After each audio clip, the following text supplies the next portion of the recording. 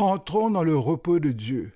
Chers auditeurs, chères auditrices, chers amis, nous vous souhaitons la bienvenue à l'écoute de ce message qui a pour titre « Entrons dans le repos de Dieu ».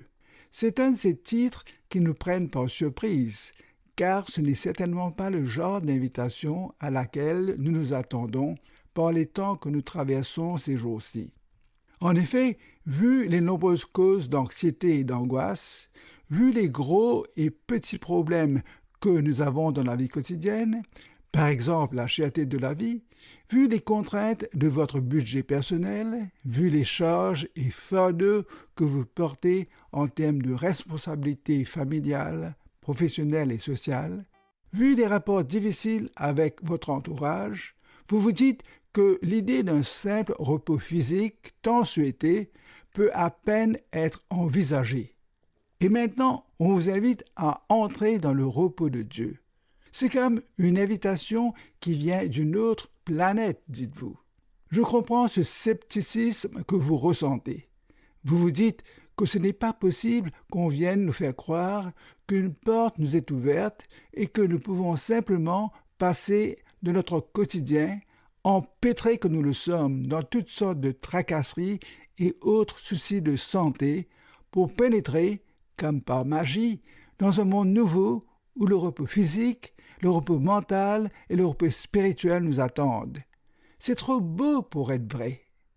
Pourtant, chers amis, j'ose vous lancer cette invitation. Entrons dans le repos de Dieu en vertu de la parole de Jésus qui nous dit, et je cite, « Venez à moi, vous tous qui êtes fatigués et chargés, et je vous donnerai du repos. Prenez mon joug sur vous et recevez mes instructions, car je suis doux et humble de cœur, et vous trouverez du repos pour vos âmes, car mon joug est doux et mon fardeau léger. » Fin de citation. Chers amis, c'est une invitation claire, c'est une invitation directe et explicite qui énonce la réalité de notre fatigue d'une part et qui nous dit dans le même souffle le résultat qui découlera de notre acceptation de cette invitation. Et pourtant, vous vous dites de nouveau, c'est trop beau, ça ne peut être vrai. Chers amis, je vous assure, c'est beau et c'est vrai, cette invitation de Jésus, car Jésus ne propage pas de fake news. Ce qu'il annonce, il le fait pour quiconque répond à son invitation. Jésus plaide pour que toute personne qui est lourdement chargée de fardeau et écrasée par la fatigue, que toute personne vienne à lui. À quiconque répond à cette invitation et quiconque vient à Jésus, Jésus promet qu'il lui donnera son repos. Sachant que le mot repos est le mot grec anapausis, qui vient du verbe anapao, qui signifie rafraîchir, rajeunir, revigorer ou revitaliser. Il est bon, chers amis, pour nous de comprendre l'origine, la source de l'idée et de la réalité du repos. Le premier mot pour repos, sabbat, signifie littéralement s'arrêter. Et le premier événement et la toute première application concernent Dieu lui-même qui s'arrête dans sa tâche de création pour prendre un repos. Nous lisons cela en Genèse 2 au verset 3 où il est dit, et je cite, « Dieu bénit le 7e jour et il le sanctifia, parce qu'en ce jour il se reposa de toute son œuvre qu'il avait créée en la faisant. » Ce texte nous dit que Dieu s'est reposé le 7e jour après la création parfaite de l'univers en 6 jours. Alors, qu'est-ce que le repos biblique? Qu'est-ce que le sabbat? Le repos est défini comme la paix, la facilité ou le rafraîchissement. La Bible parle en termes très élogieux du repos. Et cela se répète tout au long des Écritures, en commençant par l'histoire de la création dans Genèse, les chapitres 1 et 2. Contrairement à ce que beaucoup croiraient, à cause de notre façon humaine de voir les choses, le vrai repos est l'une des choses les plus importantes que nous puissions faire tout au long de notre journée et de notre vie. Le repos nous rapproche de Dieu, il nous rappelle qui il est. Cela nous redonne les forces pour que nous puissions attaquer le reste de la journée avec l'enthousiasme que seul le Seigneur peut nous donner. Repos comporte plusieurs aspects. Premièrement, il y a le repos physique, une restauration pour le bien-être du corps. Il y a le repos qui est la paix d'esprit, une délivrance des soucis qui nous minent. Il y a repos, ça veut dire être déchargé de tous les fardeaux et d'obtenir la tranquillité mentale. Quatrièmement, il y a le repos, c'est-à-dire la paix dans l'âme, la paix dans le cœur et dans l'esprit.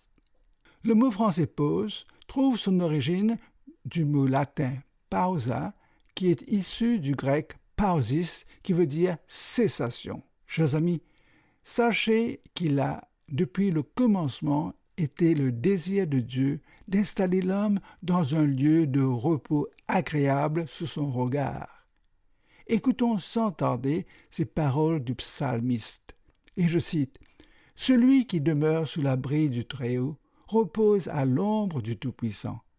Je dis à l'Éternel, mon refuge et ma forteresse, mon Dieu, en qui je me confie. » Ce sont des versets du psaume 91 que beaucoup connaissent par cœur.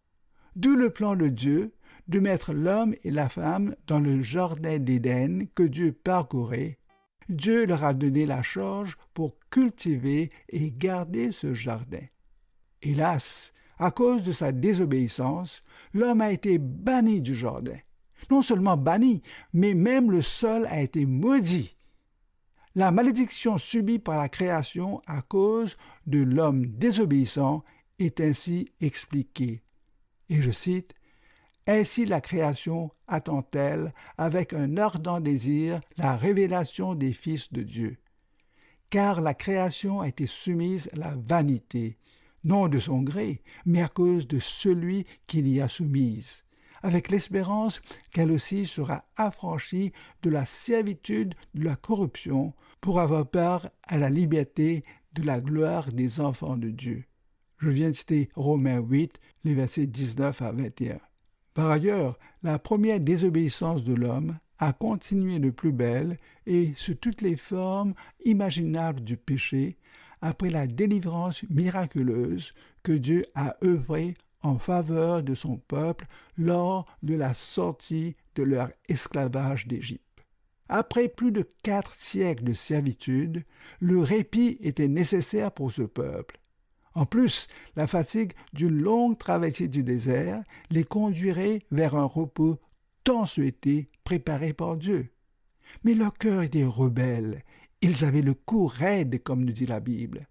Le résultat de cette désobéissance continue se lit dans les versets 10 et 11 du psaume 95. Pendant 40 ans, j'ai eu cette race en dégoût. Et je dis, c'est un peuple dont le cœur est égaré. Ils ne connaissent pas mes voies. Aussi, je jurai dans ma colère, ils n'entreront pas dans mon repos. Toutefois, selon la grâce divine, la seconde génération conduite par Josué est bien entrée dans la terre promise. Cependant, nous lisons que Josué n'a pas vraiment donné le repos au peuple de Dieu. La délivrance de l'esclavage d'Égypte et l'entrée en terre promise, terre où coulait le lait et le miel, ne sont qu'une figure de la délivrance de l'esclavage du péché et non le vrai repos éternel en Dieu par Jésus-Christ.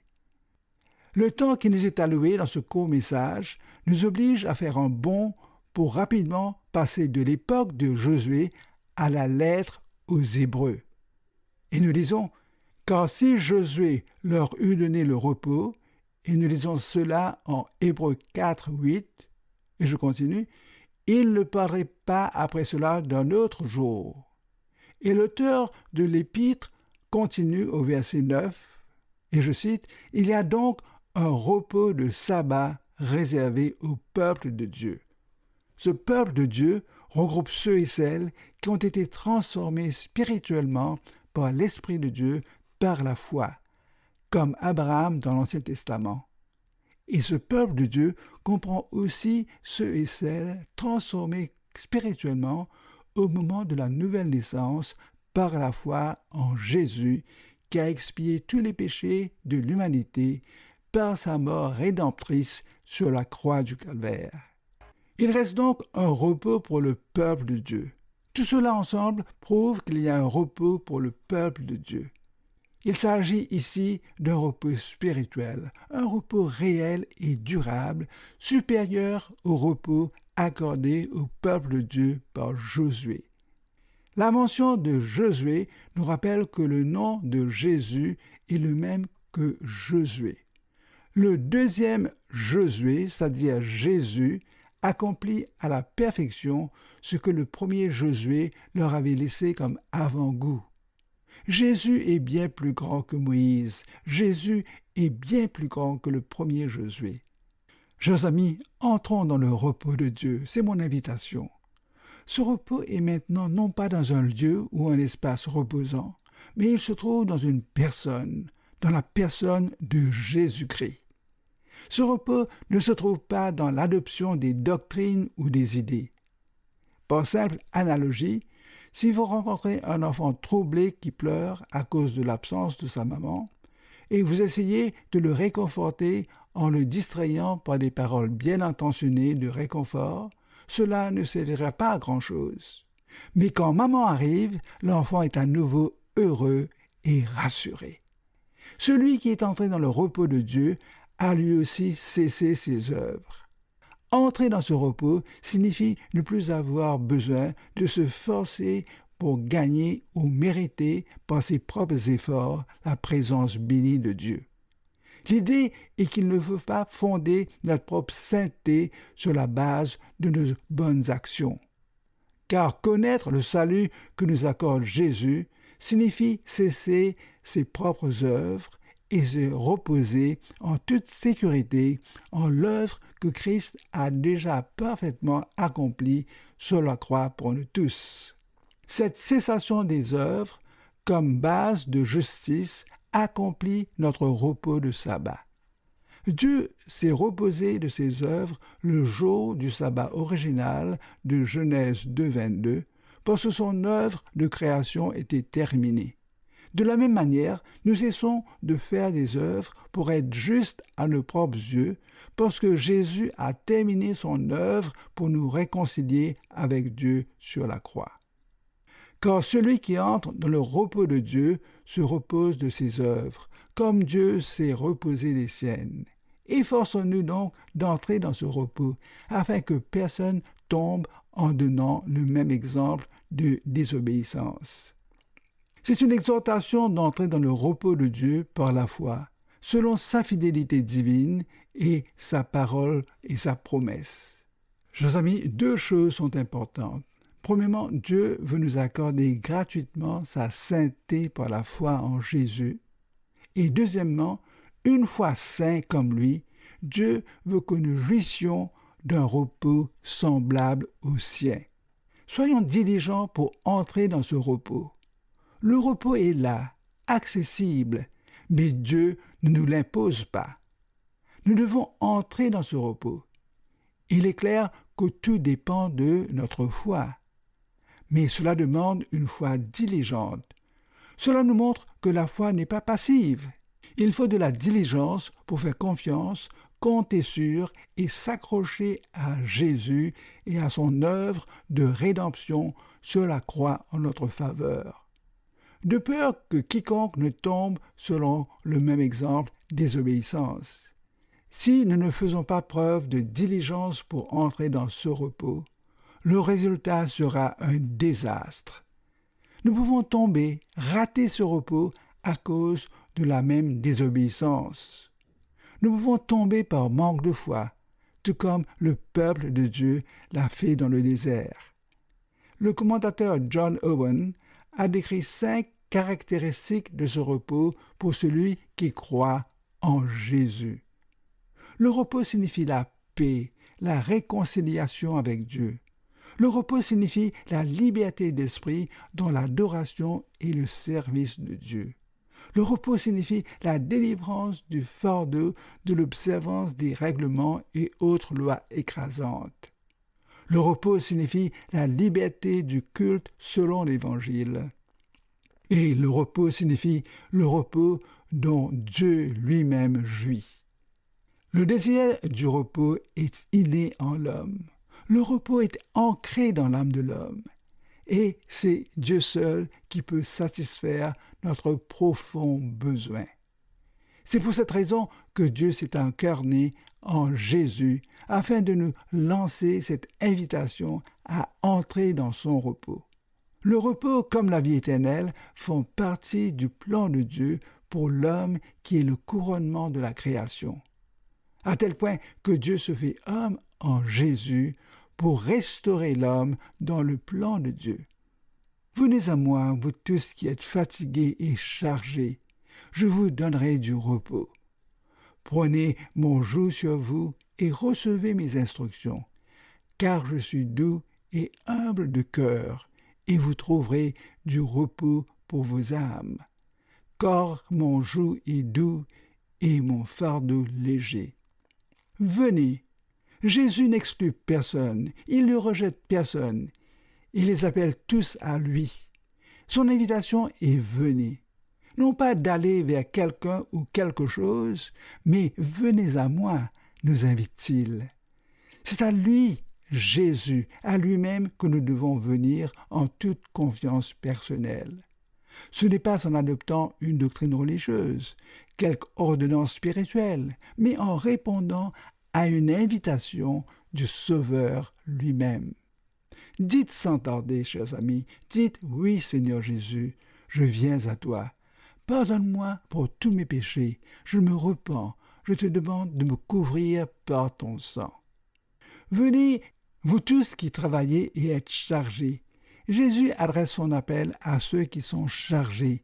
Il appelle ceux et celles qui sentent qu'ils doivent venir à lui pour soulager leurs besoins au lieu de vivre dans leur désarroi.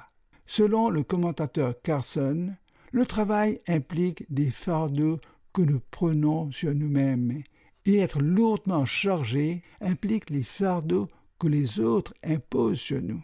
Une charge lourde suggère la même pensée en Jean 23,4, où Jésus s'adresse aux chefs religieux de son époque, les qualifiant de ceux qui attachent de lourds fardeaux difficiles à porter et les mettent sur les épaules des hommes.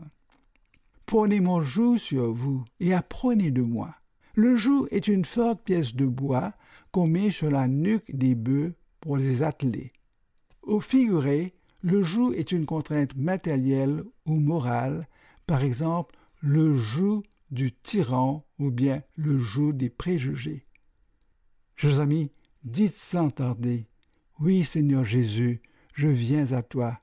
Purifie-moi par ton sang, que je sois réconcilié à Dieu pour entrer dans son repos. » Jésus a fait une œuvre merveilleuse, nous invitant à prendre son joug sur nous et à apprendre de lui.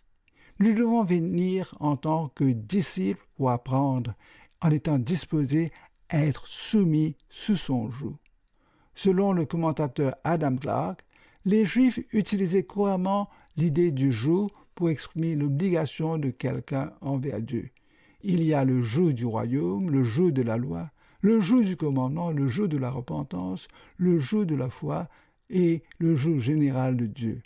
Dans ce contexte, il est facile de venir à Jésus et dire simplement « Oubliez tous ces jougs, prenez mon joug sur vous, nous dit Jésus, et apprenez de moi. » Quand quelqu'un regarde le joug de Jésus de loin, il est facile de se faire toutes sortes de fausses idées à son sujet.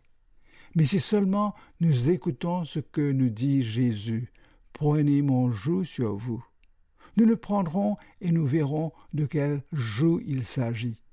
Le joug de Jésus est facile et léger comparé au joug des autres. Le joug de Jésus est facile et léger tant que nous ne nous révoltons pas contre lui. Car je suis doux et humble de cœur. Jésus révèle sa nature lorsqu'il se décrit comme doux et humble de cœur. C'est son cœur de serviteur, manifesté tout au long de son ministère et qui le rend fort et qualifié pour être celui qui peut porter nos fardeaux. et vous trouverez du repos pour vos âmes. Jésus a décrit son don à ses disciples comme étant le repos pour l'âme. Ce don incomparable, à la fois puissant et profond, est considéré comme le droit de la nouvelle naissance de ceux qui viennent à Jésus et qui sont ses disciples. Chers amis, quelque chose ne va pas si nous ne jouissons pas du repos dans notre âme. Mais Jésus nous dit, vous trouverez du repos pour vos âmes. Et cela fait écho au texte hébreu en Jérémie 16,6, où il s'agit de l'offre de Dieu par la bouche du prophète Jérémie à ceux qui suivent la voie indiquée par Dieu. Et ici, Jésus lance maintenant la même invitation en son propre nom. Mon joug est doux et mon fardeau est léger. Lorsqu'ils entraînent un nouvel animal à labourer, les agriculteurs l'attellent souvent à un animal plus âgé, plus fort, plus expérimenté, qui porte le fardeau et qui guide le jeune animal tout le long de ce processus d'apprentissage. Le mot doux vient de Krestos, qui signifie bien ajusté. En Palestine, les jougs des bœufs étaient en bois. Le joug était soigneusement ajusté afin qu'il ne blesse pas le cou de la bête. Le joug a été fait sur mesure pour s'adapter au bœuf. Le joug de Jésus est doux, non parce qu'il impose des exigences plus légères, mais parce qu'il représente notre union dans une relation de disciples en obéissance à notre Sauveur. Jésus résume cet appel merveilleux avec cette assurance. Le joug est doux et le fardeau est léger parce qu'il le porte avec nous. Seul et livré à nous-mêmes, cela pourrait être insupportable et pénible à l'image des bœufs qui labourent et traînent leur joug en suant. Mais avec Jésus, ce joug est facile et léger. Jésus nous accorde la sainteté égale à celle de Dieu, ainsi que le repos semblable à celui de Dieu. Chers amis, si notre joug est dur et notre fardeau est lourd, nous savons que ce n'est pas le joug ni le fardeau de Jésus. Nous ne sommes pas encore entrés dans cette union et cette relation spirituelle avec Jésus. Jésus l'a dit si clairement, « Mon joug est doux et mon fardeau est léger. » Chers amis, je vous invite à dire cette prière. « Seigneur, je prie pour une heureuse délivrance de toutes mes craintes, de toutes mes frayeurs, de doutes concernant ton acceptation de moi. Je prie pour une délivrance de toute incertitude concernant la place que tu as réservée au ciel pour moi en ta présence. Jésus, je réponds à ton invitation d'entrer dans ton repos en plaçant toute ma confiance en toi et en prenant la décision de t'écouter et de rejeter tout ce que me racontent des hommes et qui n'est pas d'après ta parole. Je veux te suivre, Jésus, et je te laisser porter avec moi ton joug doux et ton fardeau léger. Merci.